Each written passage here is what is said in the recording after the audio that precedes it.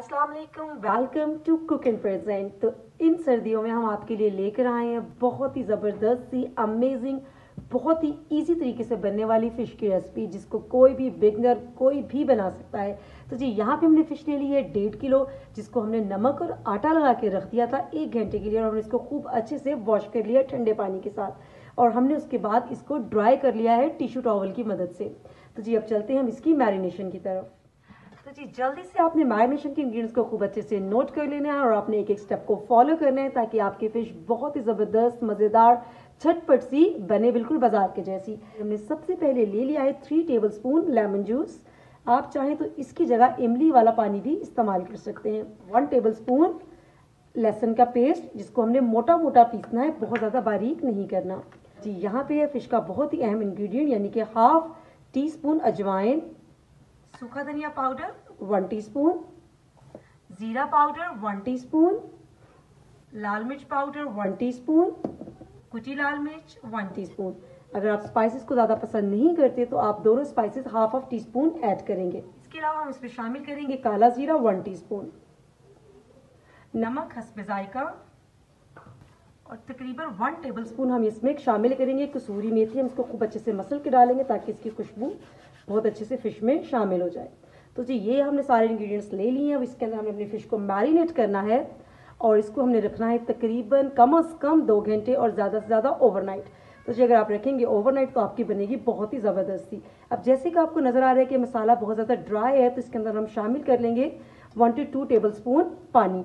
अगर तो आपकी फ़िश बहुत देर की धुली हुई है और आपने ड्राई की हुई है, अगर आपने बिल्कुल अभी भी वॉश की तो उसके अंदर पहले से पानी मौजूद होगा, फिर आपको पानी शामिल करने की ज़रूरत नहीं है। तो जी यहाँ पे हमने शामिल कर लिया है तकरीबन 1 टेबलस्पून पानी। तो इसी पानी के अंदर हमने फ़िश के पीसेस हमने रखते जाना है, और इसको खूब अच्छे से हमने मसाला अप्लाई करना है। ग्लव्स का इस्तेमाल हमने इसलिए नहीं किया ताकि हमारी मैरिनेशन खूब अच्छे से हो जाए और बिल्कुल भी ज़ाया ना हो। तो इसी तरह जी हम तमाम पीसेस लगाते जाएंगे और यहाँ रखते जाएंगे। एक बाउल में ले लेंगे 3 टेबलस्पून बेसन। उसमें हम शामिल करेंगे 1/4 टीस्पून हल्दी पाउडर, 1/2 टीस्पून गरम मसाला पाउडर, 2 चुटकी हम इसमें शामिल कर देंगे फूड कलर।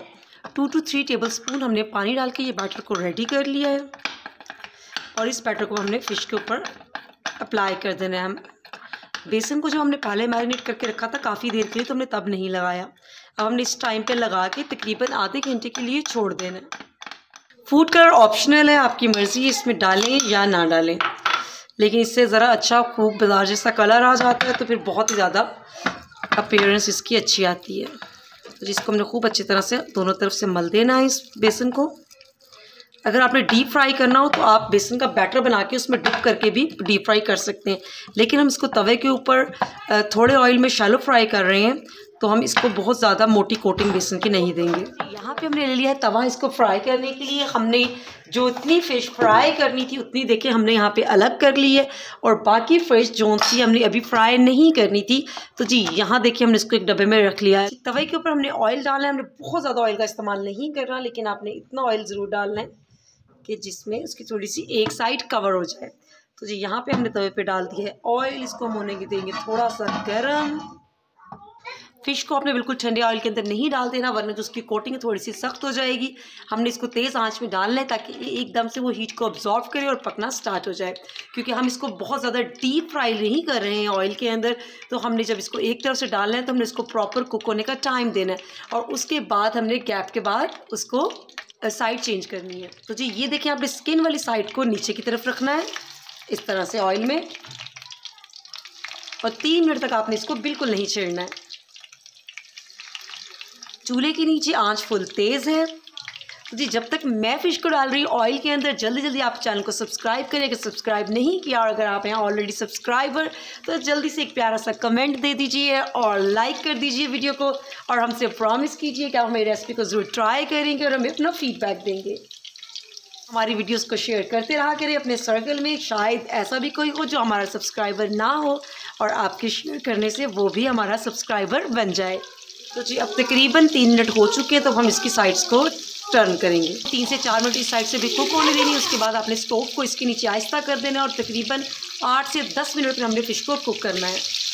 इसके 2 से 3 मिनट हो चुके हैं, दोनों दूसरी साइड से कुक होते, तो हम इसके नीचे स्टोव को आहिस्ता कर देंगे और हम इसको ऊपर से कवर कर देंगे। जी, इस ढक्कन के अंदर स्टीम जमा होना शुरू हो गई है, तो इसका बहुत ज़्यादा गोल्डन खूबसूरत कलर तो हमने ऑलरेडी ले लिया है। अब हमने इसको कुक करना है अंदर से, तो इसी तरह हल्की आँच पर 8 से 10 मिनट के लिए आपने पड़े रहने देना, लेकिन इसको बिल्कुल छोड़ नहीं देना। तकरीबन 4 से 5 मिनट के बाद हम इसकी साइड्स को एक दफ़ा फिर से चेंज करेंगे। जी, यहाँ पे फ़िश के स्लाइसेस बहुत ही ज़बरदस्त से तैयार हो चुकी है। अभी हम इनको प्लेट आउट कर लेंगे और इतनी देर में हम कर लेंगे बाकी के पीसेस फ्राई। माशाल्लाह से बहुत ही ज़बरदस्त फ़िश तैयार हुई है, जैसे कि आप देख सकते हैं। तो अब हम इसको टेस्ट करके दिखाएंगे। इसकी स्किन भी उतनी ही मज़ेदार है और बोटी अंदर से उतनी ही मज़ेदार है। तो कांटों का ख्याल रखते हुए हम करेंगे इसको इमली की चटनी के साथ ट्राई। और अगर आप चाहते हैं इस इमली की चटनी की रेसिपी जो बहुत ही परफेक्ट है फ़िश के साथ खाने के लिए, तो आप हमें कमेंट में बताएं, हम इसकी रेसिपी आपसे शेयर करेंगे। तो जी, हमारी ज़बरदस्ती फ़िश बहुत ही मज़ेदार सी रेडी हो गई है और जैसे कि ज़ैनब को भी बहुत ही पसंद आई है। आप बनाएं, आपके घर में बच्चे बूढ़े सभी बहुत शौक़ से खाएंगे। तो इसके साथ ही मुझे इजाज़त दीजिए, दुआओं में याद रखें, अपना फ़ीडबैक देते रहें। ओके जी, अल्लाह हाफ़िज़।